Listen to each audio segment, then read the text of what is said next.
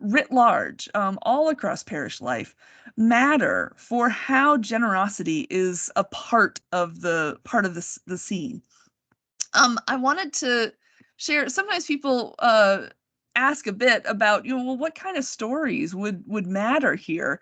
Um, these are the prompts that I often pose to congregational teams to ask them to fill in the gaps here, to personally reflect on a response to each of these, to share them with each other. Suddenly they find out that they've got 15 great stories about what matters in the life of the parish. And some of those stories are going to matter in different ways, and some are going to be able to be retold, and some are going to be so personal that you can really only just thank God for them, and they would never be retold. Certainly not without the participants' permission. But simply wanting to throw these out to you as you are thinking about telling the stewardship story in your parish. Can you tell these stories? Do you have these stories collected? You see in the cycle of giving the case statement. Um, Making your case is kind of the way to think about that. It's pulling together all the evidence of why one might give to this parish or to this project. Now, again, faith duty is certainly one piece of that. But what does that look like? What's a story of what can happen in a person's life who makes those kinds of disciplined commitments? Um, Pulling together those stories helps people to imagine themselves into it. It inspires, it invites, and it creates some space, especially if there's a diversity of stories. If all of the stories are simply, we started tithing and we've always tithed, that is a daunting story for a lot of folks who are looking at just beginning to give. How can you have some diversity of the spiritual vitality stories as well? Um, Moving into asking, certainly wanting to make sure that there are a rich variety of invitations for people to participate, recognizing that people give in a lot of different patterns and in a lot of different ways in their household budgets. There are retirees who very much want to make tax-advantaged qualified charitable distributions from their retirement accounts. Do we make that easy for them? There are people who very much want to make regularized giving through automatic bank withdrawal or other digital means. Are we making that simple and straightforward for them? There are ways that we can invite people to give the way that they want to give. Again, planned gifts, having conversations with people who may be considering their estate plans, who care about this parish and would want to continue their pledge, perhaps even beyond their lifetimes. There are ways to invite people to consider how it is that they would like to give more than just one annual appeal. And always want to invite people to be thinking about that. And again, you note the time and talent piece there. I find that congregations sometimes are more excited to talk about time and talent than treasure, because treasure starts to get to meddling, as sometimes people will say in my tradition. You're getting real personal when you start to talk about people's money, but they all go hand in hand. And again, thinking about those generational differences and just financial capacity differences, allowing everyone the opportunity to be generous really matters. Thinking it through how it is that the stewardship ministry is happening is a step that I think we so often forget. Telling the story lends itself to really good and moving stories. Asking, I mean, you got to ask. Oftentimes, though, we don't stop to reflect and plan. This evaluation and analysis piece, is it working, what we're doing? And I say that recognizing that there are stewardship leaders here in this call. Just inviting you to pause and reflect. Is what we're doing working? Are the volunteer hours that go into the festival a wise investment of time? I recognize that there are all kinds of reasons for festivals, but being clear about what those are, of yeah, but this is how we serve in our community. This is how we connect with people. Okay, what what's the balance on that? We were talking right at the beginning of the call of how much can the kitchen handle? The evaluation and the analysis matters. But that's also true about giving letters and the sense of digital giving and estate giving and all the other things. Do we take time to think through how is it going? Asking people. People are often delighted to give you their opinion. Why not solicit it as a team and then be able to work on it? Then I also point out endowment planning and capital needs planning. This is mostly for, it is often a disaster when a large amount of money comes into a parish. People leave you $500,000. Is there a plan for what to do with that? I recognize that a lot of people are thinking, well, that's a problem that I would be willing to tackle. But being able to respond well when someone walks into the parish office and says, I'd like to give $100,000, what would you do with it?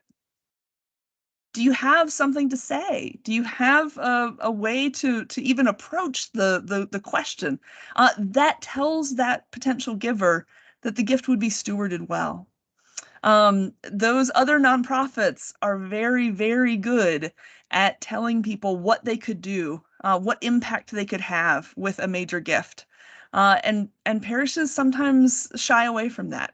And so, Father Jim, this may be a good time for the bathroom story, but there's always a good way to invite people to know what kind of impact they can have and what it would mean to the community for them to make the gift. And it helps to have made the plan in advance as opposed to on the fly in the moment or unfortunately after the moment has passed.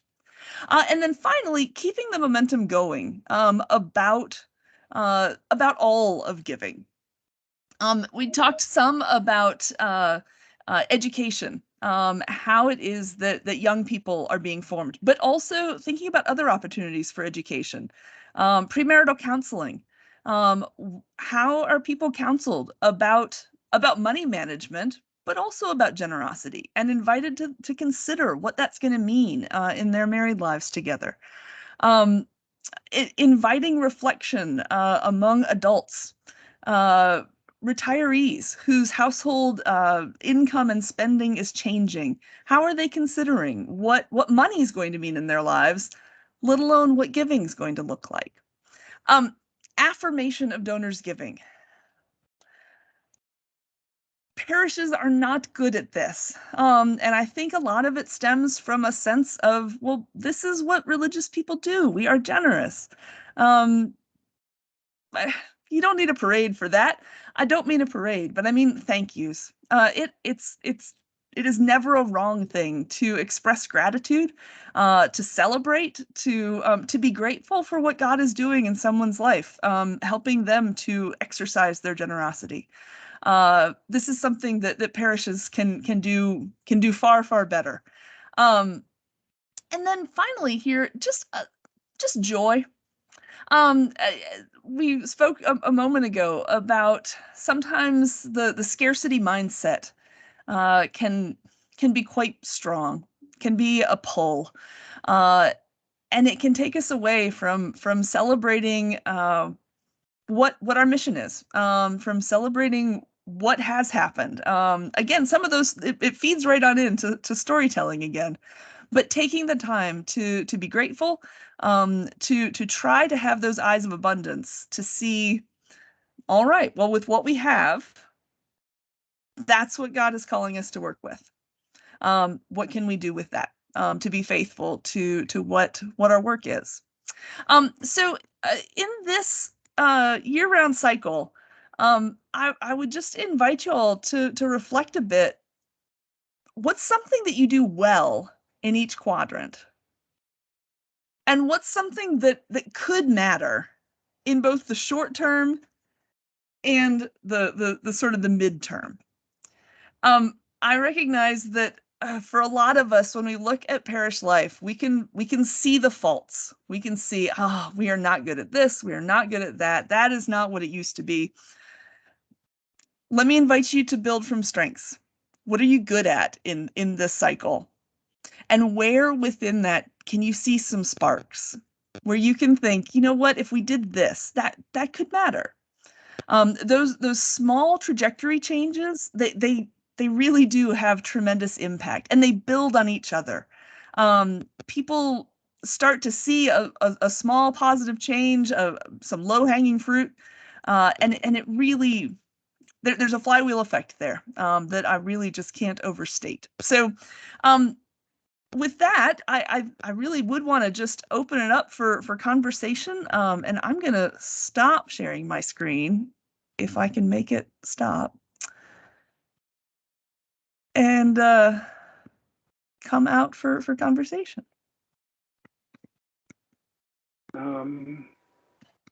See.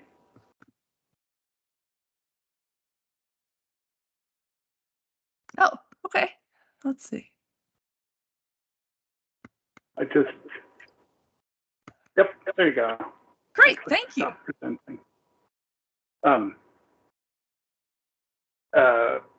I made a note to myself. Your point a little bit ago about reception of large gifts, I think, is definitely an area almost every parish can improve on. You know, Father Jim and the Department of Stewardship and Outreach and Evangelism has put together materials on estate planning and bequests and that sort of thing for people to plan if they want to remember their parish. But, and Father Jim, please correct me if I'm wrong, the kind of the other side of that coin is how are parishes preparing to receive those gifts, to Meredith's point. And unfortunately, I've been in a position where I've seen our parish receive a gift and simply just subsume it into its, you know, annual operating budget instead of treating it well and, you know, making it do something dynamic for the parish. We simply used it to pay our bills for a while. That is why people are hesitant to make large gifts. And we're working on a second aspect of the plan giving. We want to give a quick start guide to endowments, so parishes can have a place where funds go. They can be dedicated funds as long as they're within the scope of the ministry of the church. If a person says, I'd like this to be dedicated to this ministry, as long as it's within the scope of what the parish does, because we shouldn't accept funds to do things that are not what we do. But just because parishes talk a lot about having endowments, but they don't do them. And I think our work as a department is to help you get those first steps going, get the momentum going, just like with planned giving. So we're working on that. And I think really having a plan, think about yourself as a financial planner, and someone comes to you with an investment. They're investing in your church. How would you lay out your investment? And you say, well, I've got some short-term needs. I've got some long-term needs. Now we'd like to set some aside for very long-term, and then show it to them and say, this is what we've got. The parking lot needs some repair, but we also want to have long-term funds for the long-term viability of the church. So think in terms of, if you were a financial planner, how would you deal with the 100 or the million or whatever someone wants to give to your church? So we have to be prepared, and Meredith really made me start thinking more and more in that way. Meredith, love your presentation. The energy you bring to this, no matter what, is always so positive and inspirational. Thank you. Pleasure. Okay, but wait a minute, Meredith and Father Jim, you don't get off the hook that easily. What's the bathroom story? Inquiring minds want to know. No, she says she hears it every time we talk. I I always tell the story of people need to see progress. They want to see positive change because the church that I've got now, it's in fetal position and they're not spending any money. And so I started an icon project and we raised $80,000 for icons.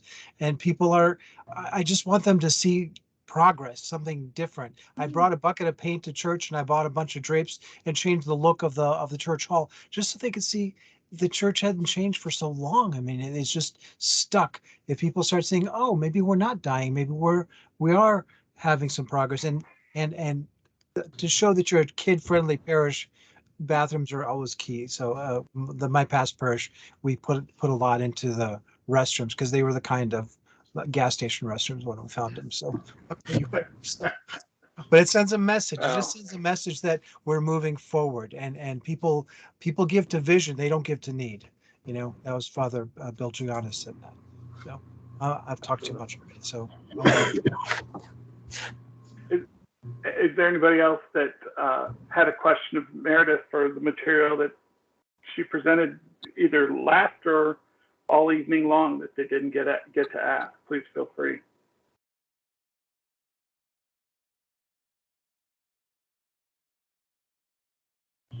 I'm trying to put my hand up. I want to do this right. The chair recognizes Evan Kafinas. Thank you. you're out of order. I had a question. If you've come across something that I heard at a seminar about, and I haven't seen it. It certainly didn't happen at our parish, and I don't know of any examples here. But a gentleman, I guess, was doing this with his Presbyterian church, where he was agreeing to donate an amount of money above and beyond his normal contribution. But the parish had to agree to pay the premium on a life insurance policy. So with the church being the beneficiary. So he donates $1,000 to buy this insurance policy to the church. He gets a tax deduction. The church buys a insurance policy or is named as the insurer, and upon his death gets the proceeds from the life insurance policy and and has a pretty nice donation with his death. Now, is that something that, like, are there other unique things that are growing in popularity? Is that something that anyone on this call has done? Or I could only imagine trying to present this to my congregation. So there are any manner of exotic estate planning and financial instruments, and I wouldn't want to comment on the legalities or illegalities or inadvisabilities of any of them right here. I think in the sense of, for the purposes here tonight, the basic sense of, is the parish able and willing to work with people for them to do their own financial arrangements.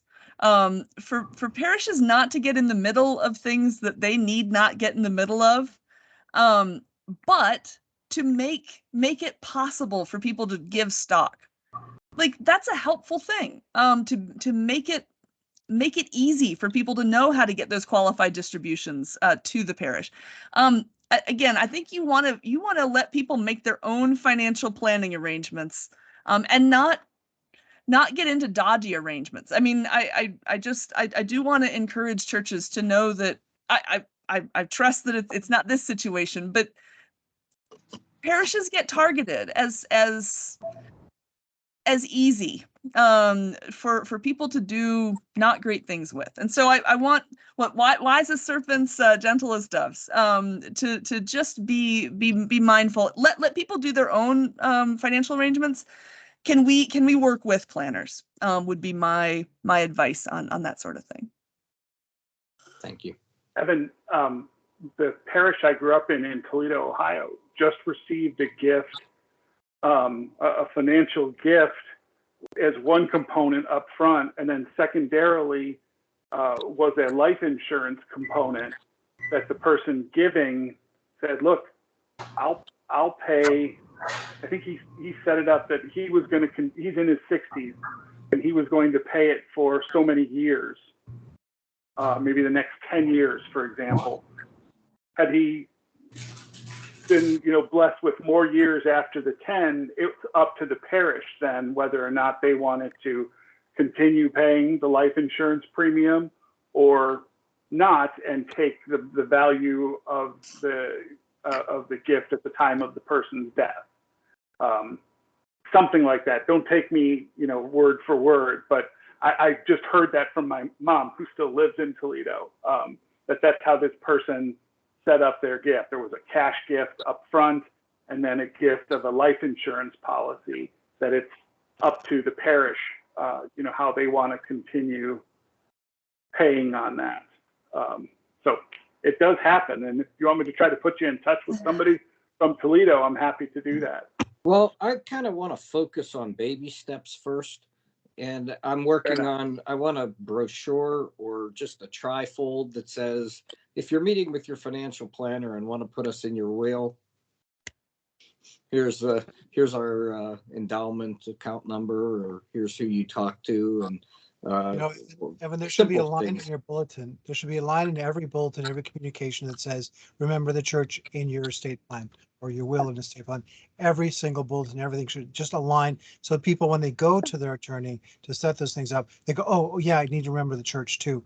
It could be 1,000, it could be 100,000, you don't know, but they'll just, it'll be one more line item they'll add. So it needs to be ingrained. The church I grew up in, the priest did that. And it was and then when I was on the parish council, I was able to see a lot of those funds coming in. And one person left an entire block of real estate properties to the church. So, wow, yeah, we do have that in our bulletins when they're published. Right. Anybody else? Other thoughts or questions? We've cruised well past our hour mark, but I think the discussion has been great and enjoyable. As I mentioned in the chat, I do have Meredith's slide presentation, and we'll share it with everybody. I'm sorry to call you out like this, Kelly, but I cannot seem to find your email address. Could I get that from you real quick?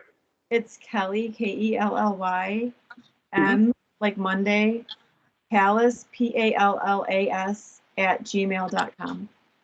Okay, great. Thank you. I know I had it at some point because Okay. I sent the invite, but any other comments or questions for Meredith before we close for the night? This really has been a great discussion, and I hope it's benefited everybody. Kelly has a question. Sure. Please, Kelly.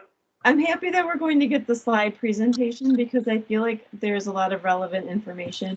We also have a newly formed stewardship committee, and I feel like they're kind of interested in what you talked about today. And so I was taking notes on my phone, but it's better to have your actual slides than just my notes and recall. So thank you. Sure. My pleasure. Absolutely. and please remember that Stacy and I are here to support parish ministry, so you can call on us at any time. Okay. Thank you. Yeah. Kelly, I've worked with Father Andy in the past, and with several, Lily and George Thomas from your parish. So Yes. please don't hesitate to call on me, and I'm happy to help any way I can for your new stewardship committee or whatever the case may be. With that, I'm going to call on Father Jim. Since we didn't open in prayer, let's at least close with one. And I'm going to ask Father Jim if he'd be kind enough to lead us. Yeah, I'll begin with a thank you to Meredith again, because God bless you, Meredith, for what you do. And for one of the last times, we can just say the Christ is risen from the dead. Christ is risen from the dead. By his death, he has trampled upon death, and to those in the tombs bestowing life everlasting. Amen. God bless you all, and thank you for your dedication to stewardship. Good night. Meredith, You all. It's thank a you pleasure so to meet much. you all. Absolutely. Good night. Thank you very much. Yep. Thank Bye-bye. you very Good night, much. everyone. Good night, everybody.